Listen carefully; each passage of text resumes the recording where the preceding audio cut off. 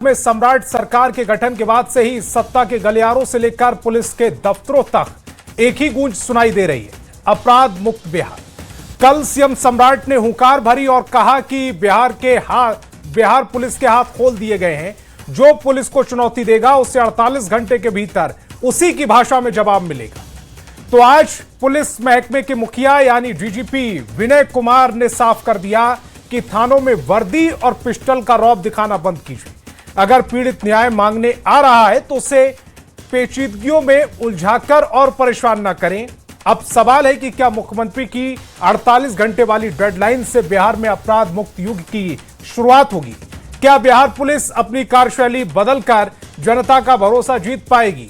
जब सूबे के डीजीपी खुद पुलिस के व्यवहार पर सवाल उठा रहे हैं तो आम जनता का भरोसा पुलिस पर कैसे बहाल होगा? क्या पुलिस अब रौब छोड़कर वाकई इंसाफ की पटरी पर लौटेगी? और सबसे बड़ा सवाल, क्या अपराधियों को दी गई 48 घंटे की डेडलाइन से बिहार में वाकई डर का माहौल खत्म होगा? आज इन्हीं सवालों पर करेंगे बहस। सबसे पहले एक रिपोर्ट दिखाते हैं। ये पुलिस को हाथ खोल दिया, सुशासन न्याय के साथ विकास कर रहा। डूब के मर जाना चाहिए इस तरह के पुलिस पदाधिकारी को डूइंग दिस। बिहार में लॉ एंड ऑर्डर को लेकर सरकार अब किसी को बख्शने के मूड में नहीं है। अपराधियों पर अंकुश और समाज में भरोसा कायम करने के लिए सरकार कितनी सख्त है, आप इन दो बयानों से समझ सकते हैं। बिहार के सीएम सम्राट चौधरी ने अपराध मुक्त बिहार बनाने के लिए साफ कह दिया कि उन्होंने पुलिस के हाथ खोल दिए हैं। जो भी अपराधी पुलिस को चुनौती देगा उसे 48 घंटे के भीतर पुलिस उसी भाषा में जवाब देगी। तो बिहार के डीजीपी ने जनता में विश्वास कायम करने के लिए कानून के रखवालों को ही नसीहत दे दी। डीजीपी ने मोतिहारी की महिला थानेदार के रौब और भ्रष्टाचार का जिक्र करते हुए महिला पुलिसकर्मियों को सख्त संदेश दे दिया। डीजीपी ने ऐसे पुलिसकर्मियों के लिए डूब मरने तक की बात कह दी।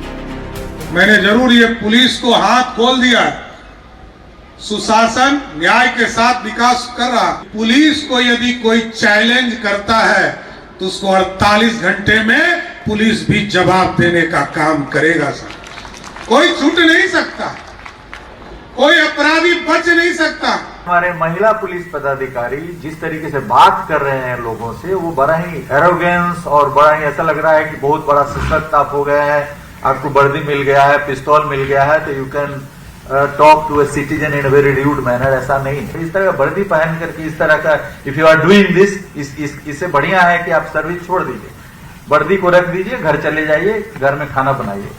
Policing is not for this कि आप विक्टिम को रिविक्टिमाइज करिए और झोपड़ी वाले से पैसा मांगिए तरह तरह के नाम पर और गाड़ी में चढ़िए।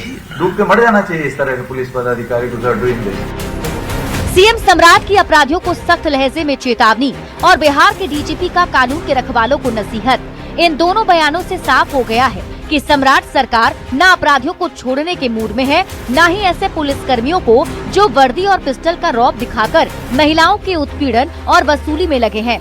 सरकार ने साफ कर दिया है कि पुलिस का काम लोगों की सुरक्षा और इंसाफ दिलाना है, न कि डर पैदा करना।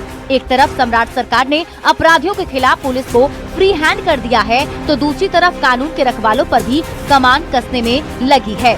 न्यूज़ 18 के लिए पटना से शैलेंद्र के साथ आनंद अमृतराज की रिपोर्ट। तो मुद्दा गंभीर है, सुरक्षा से जुड़ा हुआ है, पुलिसकर्मियों की कार्यशैली से जुड़ा हुआ है, इसीलिए सवाल भी तीखे हैं। सवाल है कि क्या सीएम की 48 घंटे वाली चेतावनी अपराधियों में खौफ पैदा करेगी? सवाल है कि क्या डीजीपी की नसीहत से पुलिस का वर्दी वाला रौब खत्म होगा? सवाल यह भी पूछेंगे कि क्या बिहार पुलिस अब पीड़ितों की सच्ची मददगार बन पाएगी? सवाल यह भी पूछा जाएगा कि क्या सिर्फ अपराधियों को चेतावनी देना काफी है? और सवाल यह भी पूछेंगे कि क्या अपराधी अब पाताल से भी ढूंढ निकाले जाएंगे? मेहमानों